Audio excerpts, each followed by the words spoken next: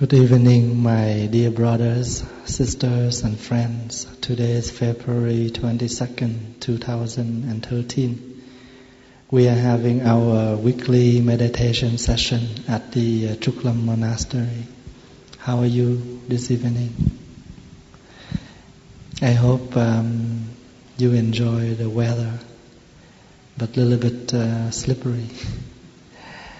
This evening, this afternoon, after the master went out to his vehicle, he almost walked up to the truck, and then he fell. And then very lucky he can hold the handle of the car, and he tried to stand up, but he couldn't because very slippery. Very luckily, I walked out and I saw him. So me and Brother Peter have to come and help the master to get up. So please be very careful when you walk to the parking lot. As you can see that we just celebrate the Vietnamese New Year 2 weeks ago. And after this coming Sunday, there will be a ceremony to celebrate the first full moon of the year. And in the tradition, they are very important, the first full moon. Because the full moon, or the first full moon of the year, is symbolized for something starting up with something bright, like the full like the full moon, beautifully and successfully. Every year I try to insist the community to practice on something, and maybe we can use that as the theme of the year. And if you look up on the side of the temple, and you will see that we have 2 sentences, and this is what we call the parallel sentences. That means the words we use different words, but they are matching. They compare, similar to. In Vietnamese, New Year called Tết.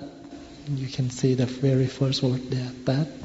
Tết means, that's a Vietnamese word for New Year. But they have another word to call New Year, they call Spring.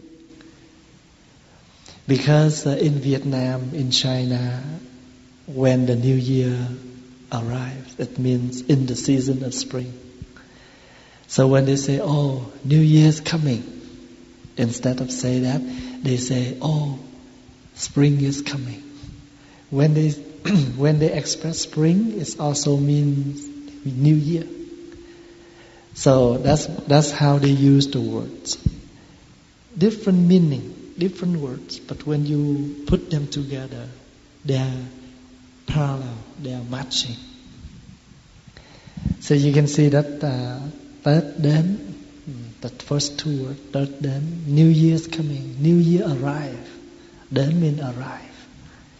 And here, Xuân về means spring is coming. Về means arrive. Go back home. So đến and về is also same meaning, but 2 different words. When you read the left first. The left will match with the right. So when you read the parallel sentences, when you come into the temple, you see they always have 2 sentences on the side, and remember to read the left one first. Tết đến, New Year's arrive. Thắp nén hương. Thắp means light up the incense. New Year's arrive, you light up the incense. Over here it will compare. Spring arrive, you offer the candle. So over here you light up the incense. Over here it means you offer the candle. Because candle and incense, too material, but they use for offering.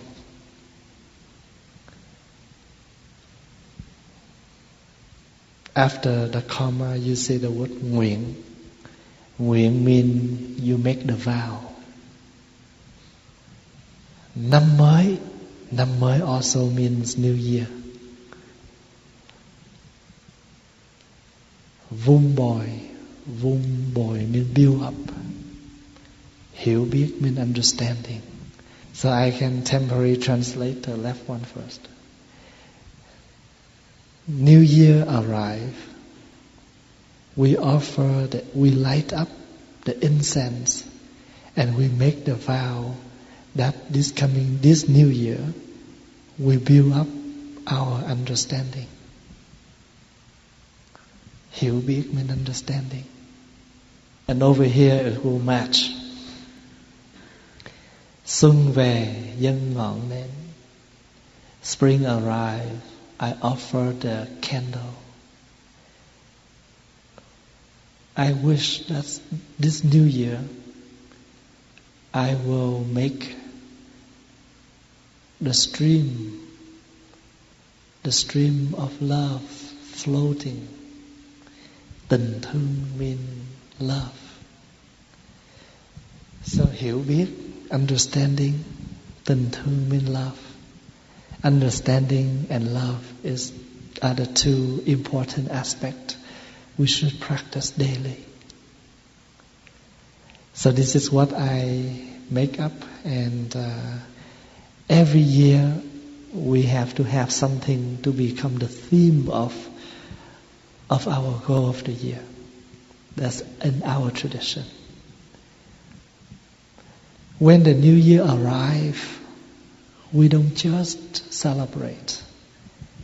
We do not only just enjoy the New Year, come in for dinner, come in for party, have fun, and that's it.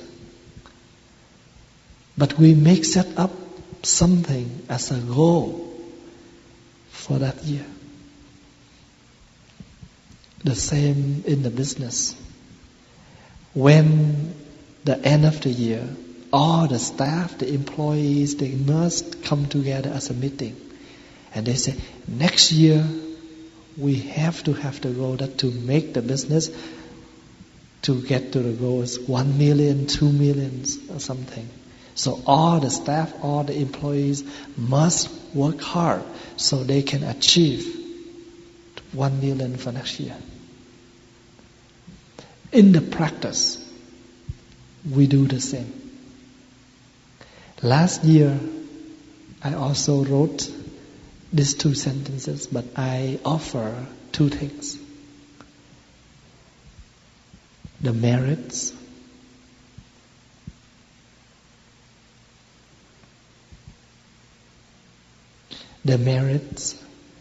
and the wealth.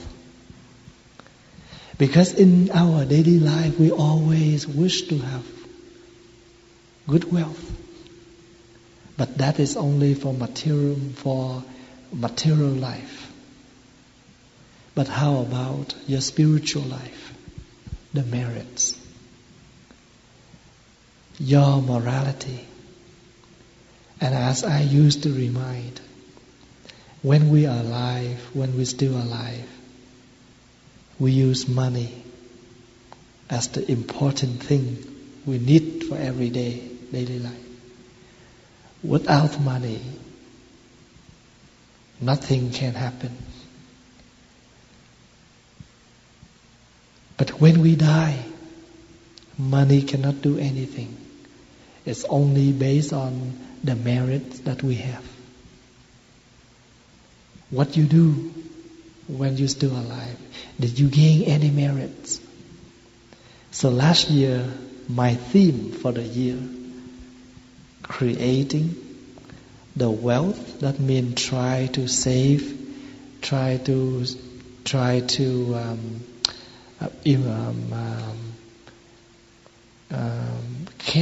more careful when you spend.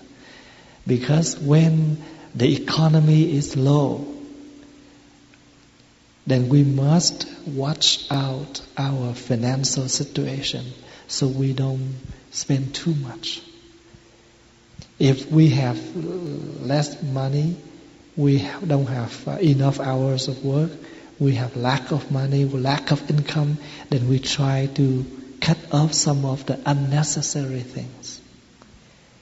And Vietnamese people used to say, if you have a small blanket, okay, even you have a small blanket, but if you know how to crawl yourself up, you still can be warm with that small piece of blanket. If you are talented and skillful to eat, you'll get full within your limited of food. Even you have limits of food, but if you know how to use the food, it still satisfies your hunger.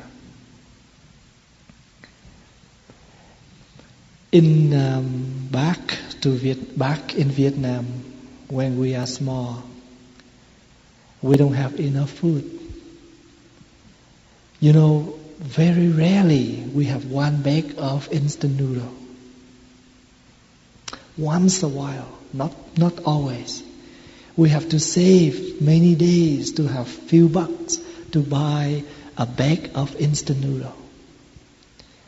And when we put the water into that instant noodle, after we finish the noodle and the soup left over, we don't waste. We buy the dry bread, or we use the old the leftover rice from home. We put in there and we mix together, and we can use all the liquid and with the rice or with the old bread, because when the bread is old, it's very hard. You cannot eat, but you do not dare to throw them away. So what you do, you put in the soup, so it's soft. You can eat. You get full. That's how we live in Vietnam. When back more than 20 years ago, and we don't have enough food. That's how we do. I went to the small hut. They have a very small place where they sell the Vietnamese submarine. And if you say, "Oh, can I have a sub?" and then they will give you the whole one with meat and everything, but it costs a lot. So we don't need meat. What we need is the bread to make us feel full. And I would say, I don't want meat. I don't want anything. If you take the meat out, they will extend your bread. They will extend your sup. So as long as you have a longer sup, so you can get full. So when you live in a poor situation, you don't have enough food, then you have to create something, to find some way, so to satisfy your hunger. The talent of living. And Vietnamese have a sentence for this. Khéo ăn thì no, khéo co thì ấm. Khéo ăn thì no. When you get so much hungry, and if you know how to create the way of living, you will satisfy your hunger. You have a small blanket, don't just stretch your body up, crawl it up so you can fit with the blanket. And this year and last year, I have brought out the theme to remind the community, the wealth and the merits. The wealth is for your daily living, your material life, your daily use. But the merits are something you need for your spiritual life. You must balance both. For example, even now you live in Canada or in United States or any country, you have lot of food, you have lot of things, but please do not waste. Because if you waste them, that means you cut off your merits. You lose up your merits. You gain your merits. That's why you live in a better situation. But if you do not know how to use the wealth, the material, once the marriage is no longer, it's done, you go back to your poor situation.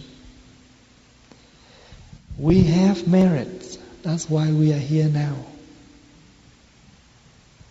We have clothes, food, everything. But use them properly.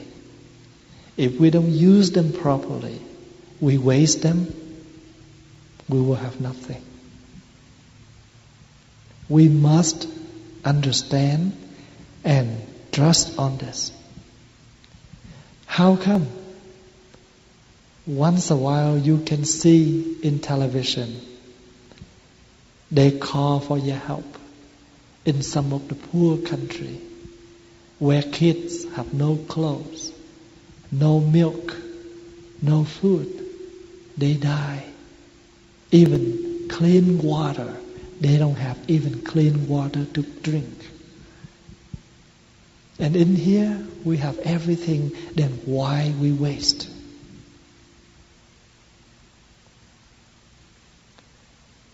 There was a member who brought here a basket of chocolate, and she have to buy them for $2 per bar. Some of the kids grab them and throw in the garbage. And yesterday, one of the lady picked up that whole chocolate bar from a clean garbage bag. And I said, give it back to me. I clean it and I eat them. Even here, you have a basket. You don't like it, you get sick of it, but you have to keep it there for someone else to use them, to eat them. We can reflect and see the kids in here. A lot of toys, and even their toys, can buy tons of food for kids in poor countries. So therefore, I always remind the community, if we have something extra, that doesn't mean it's unused. Just because we have extra, we need to save them for some other cases. And sometimes you really need, but you don't have them. A penny, nothing, just a penny. But when you go to fill up your gas or you buy something, you need to find a penny to pay for. Some of the cashier, they don't have the right to make the decision that they can excuse for that. You have to pay full. And sometimes you have to break your dollar. But that's the way how life was. So we are very easy to have something, but very hard to use them properly. Is that correct? We very easy to buy something, to get something, but how to use them?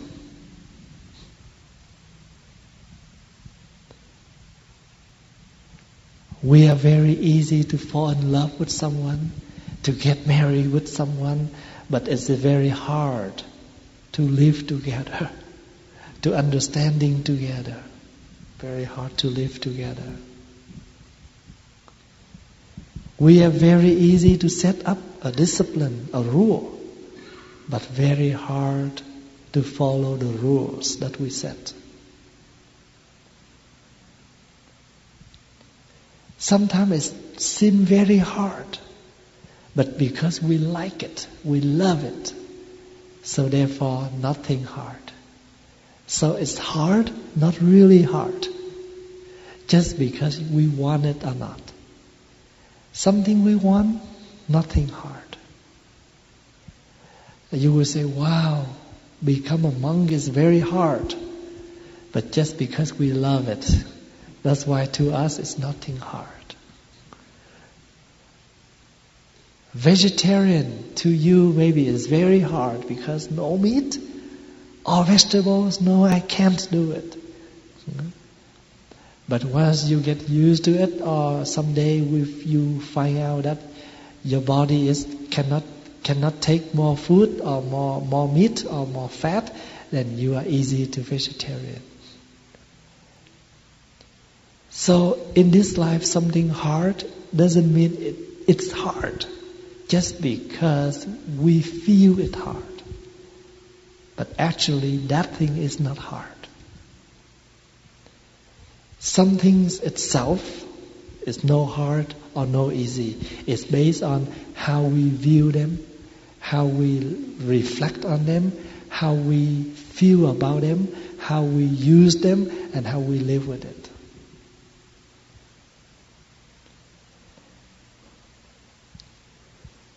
Like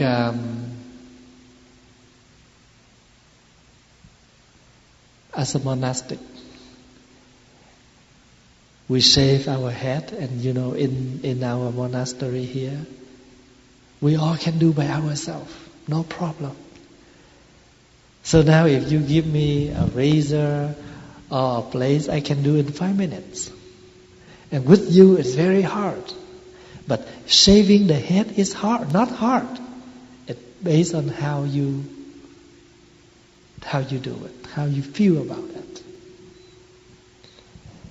So things in this life itself, its nature never have any hard or easy.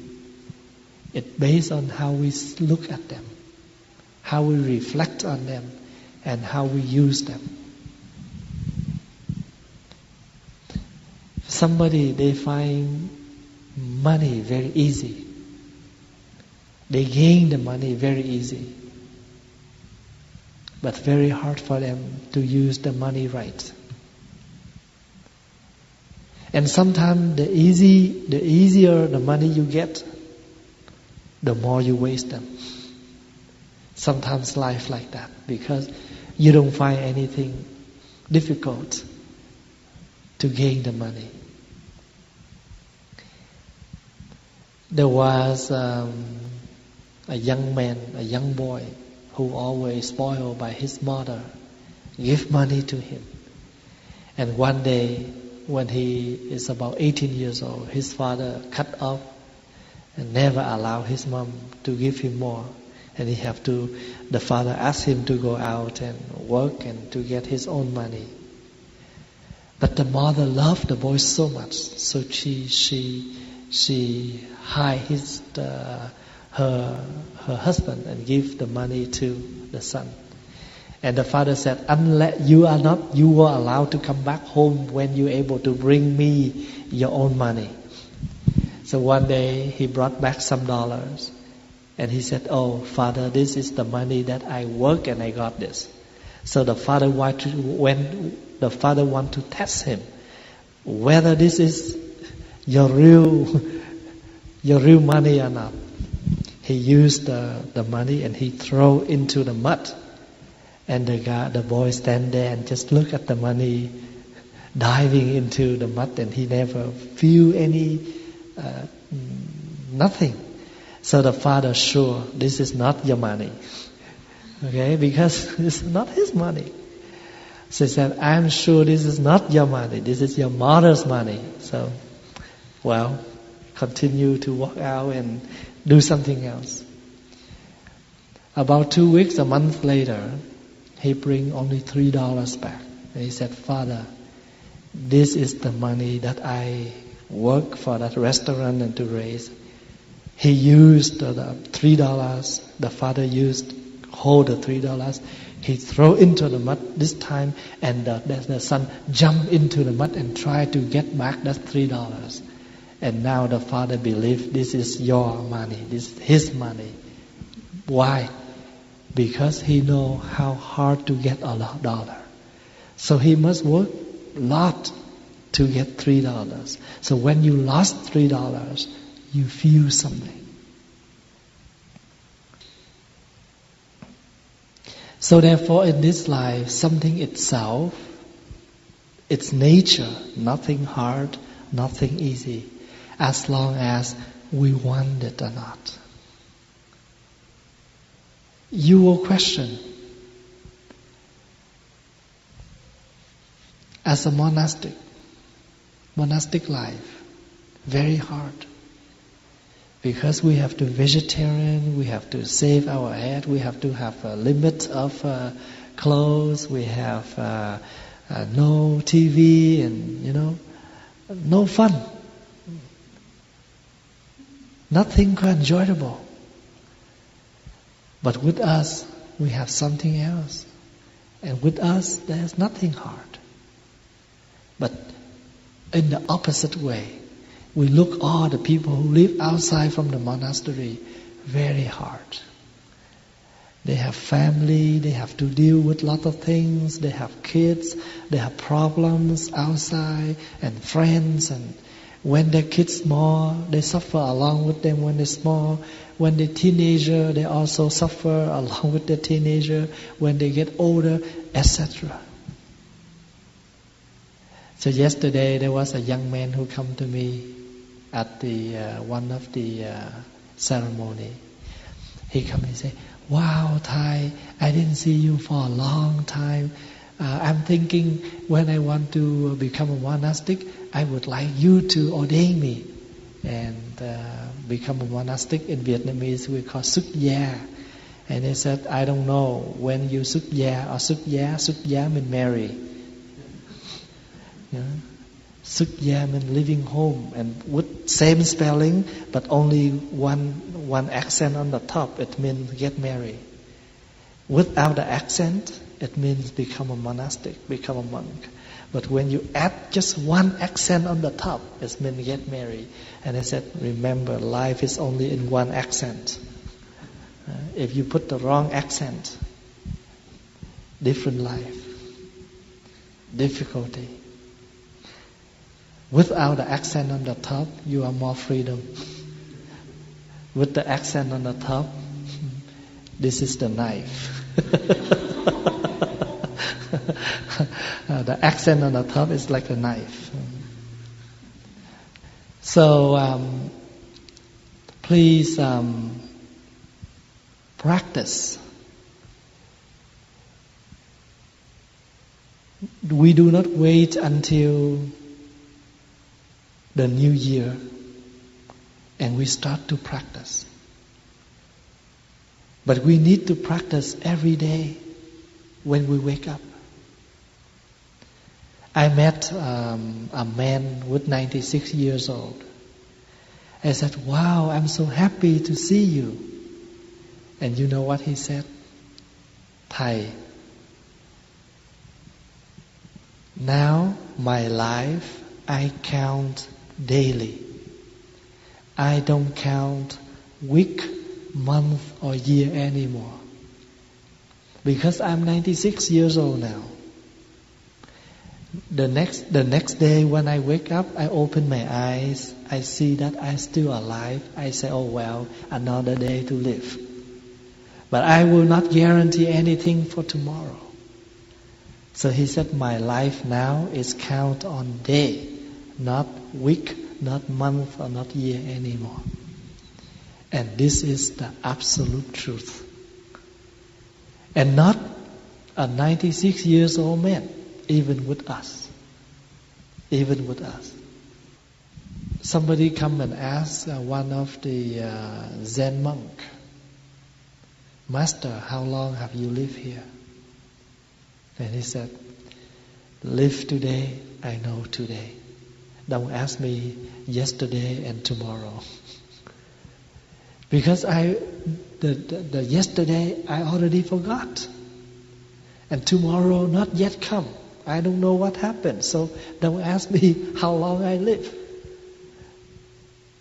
And to tell you the truth, I just happy with every day I have. And sometimes we need to relax our mind in that way. But in this life, we must set up something. Set up something doesn't mean we live for the future, but at least we have the point to walk up, to walk forward. So last year, I offered the community the wealth and the merits. And you know, wealth and merits are very important too. But do not just only focus to the wealth and forget the merits. But we must know how to use the wealth in order to gain more or create more merits. Let's say I have money. But if I know how to share for others, so the wealth, the money, will help me to have more merits. And because I have the merit, that's why I will have more money.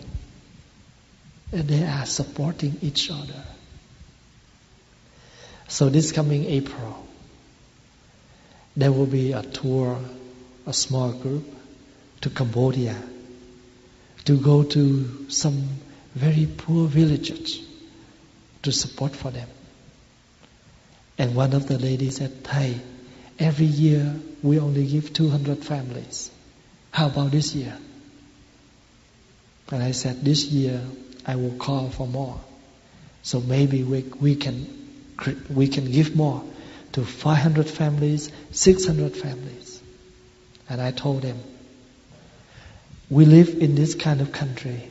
The chance we go to work to get some money is easy. But the chance for all of us to go back to some poor countries to give them, very rare. So each time we have the chance to go there, try to do our best. Support more. So do not refuse the chance to help, because that is the chance for you to gain the merits. I have a young lady here who's very sick, cannot sleep, always feel unwell. And she went to the doctor, and the doctor cannot find out what's wrong with her. And I told her, your sickness is not about physical, but it's about your mentally. So I request her to come to the temple more often. Do whatever you can in the temple. Sweep the floor, vacuum the rugs, wash the dishes, doing chanting. When there's nothing to do, you come up to the main hall, bow the Buddha, read a book, recite the Buddha's name, and you know what happened? 6 months later, she can go back to sleep as normal, and her health is better and better. And everybody here know about it. So sometimes our sickness, not because something wrong with the body, but something wrong with the mind. When you are too stressful, your muscle twist around your eyes or some of your body parts, right? But you relax, things will better. So medication, sometimes no need. You only need meditation. And sometimes meditation is a good medication for some of the sickness. So if you have headache, if it's not too bad and you don't have anything rushed to do, instead of take one Tylenol, find a place to rest your body. Because when you rest your body, you breathe, you circulate your blood, you will get better after that. Medicine only use when you're in the real need. You need to get well right away, then go ahead and use them. if you at home and there's nothing rush, try not to use them too much. Use natural medication, like drink more hot water, drink ginger with honey or with limes, total relaxation. That's what I do most of the time. So in the Vietnamese home, they always have the root of ginger and 1 lime in their fridge. Because sometimes at night they get sick. And the best treatment is some ginger, limes, honey with hot water. You drink them, you feel much better. At night, when you go to bed, before you go to bed, don't drink cold water. Because that may clog your blood. So when you drink warm water, it makes your blood circulate better. And the chance to have stroke less. And when you wake up, don't just get off the bed right away. You must stay on bed and move your legs few times before you get off the bed. Because when your age and your health is not in a good condition, you may get stroke. So drink warm water before you go to bed. It's better. Drink warm water after your meal. Don't drink too much cold water. Because when you eat too much oily things, the cold water will what is that? The fat will get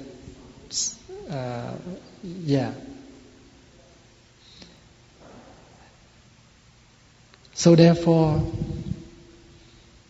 in our daily practice, not only for the mind, but an effect is related to your physical body. You understand what I try to share? Don't just think, when I'm sick, I need to get some medicine. No. And because the body and the mind related, when the body is not nourished well, the mind also affects. And when the mind nourished well, it nourishes the body also.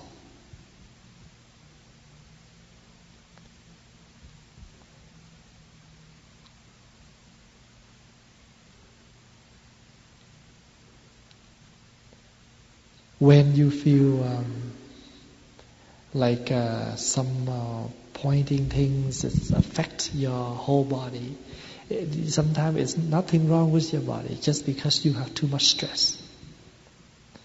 And the muscle twist. And we can imagine in our society too much stress. Family, school, relationship, friends, community, so many things. But not because of that and make us, stop or run away or find a way to escape. We need to learn all of that to understand that those are the facts of life. Relax on all things. We try to create something, try to save something, try to do something, but nothing we expect. Let everything come at natural. But because when you live with your honesty, with your truth, with your nature, everything will come at natural. And because we always set up a black purpose of things, then we are so much worried. Because we worry things will not come exactly what we want. I travel around North America to give lecture, to lead the retreats. And in my mind, in my heart, I only have one purpose. Is to come with all those who need me and do things for them as my heart, within my capacity. I never think about the benefits for myself or for the temple, ever. I never go around and ask for collection, ask for help. I don't use that as the purpose, the second purpose, or the main purpose for myself. So that's why when I come there, I do all my heart. And when I live happily.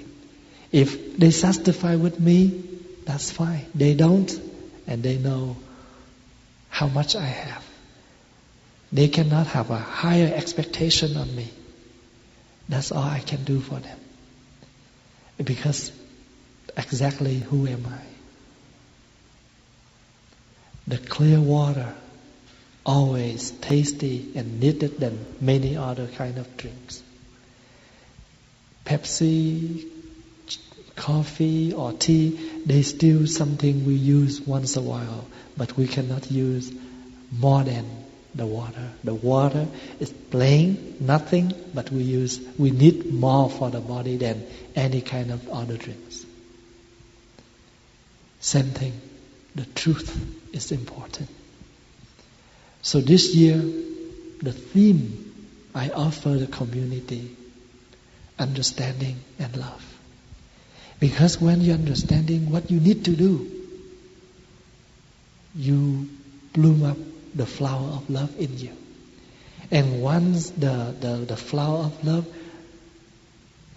have grow up and explode bigger and bigger, you understand also along.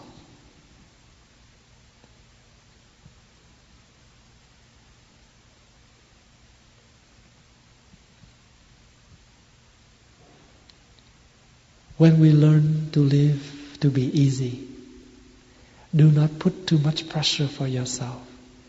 Do not put too much pressure for others. You more relax. Sometimes you always give yourself too much pressure. I must have this, I must successful on this, and everything you must.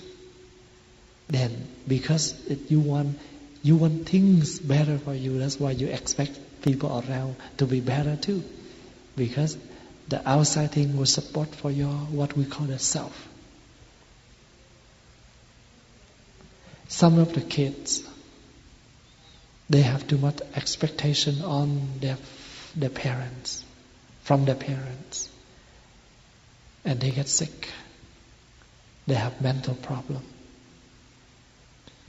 So those kids, they always come to me and, I give them a lot of time to relax.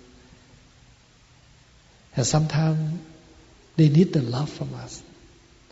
And sometimes we love them, but beside the love, the expectation is also very high. And because they know they unable to satisfy us, and they start to stress. And the stressful affect their mind. And when they become heavier, very hard to heal them, very hard to get them back as normal. So balancing our daily life is very important. This afternoon I have a meeting with some of the staff at the senior home. And I said, some of the kids I met, because we talk about how to help the kids. And I said, some of the kids I have to insist them to walk out, to breathe. Do not just stick your eye with the book. And she said, why don't you ask that guy share with my son? Because my son always play, never stick with the book. See, sometimes we need to balance. Sometimes the young novices here, they have a lot of services during the day, with funerals and with many other things. And sometimes I will take all of that to myself, and I let them have some time to free. Let's say if that week we have 3 funerals, that's example. And I would say, I will take all of 3. They only help me for 2. They can have some time off to rest. I always do that with young people. Because as the adult, you can embrace everything to yourself. But as the young people, sometimes they have too much pressure if they have to hold everything by themselves. I understand the situation. So I ask them to help me, but just part of it. And I have some time for them to rest. And why I do that? Because of the love and because of the understanding. Thank you for your listening. Thank you for your attendance. I hope you have a good weekend. And next Saturday we will have a mindfulness day from 9 to 5. So you have 1 week to prepare for your next Saturday. Hope to see you all next Friday and next Saturday. Thank you. Please enjoy the 3 sounds of the bell along with your breath.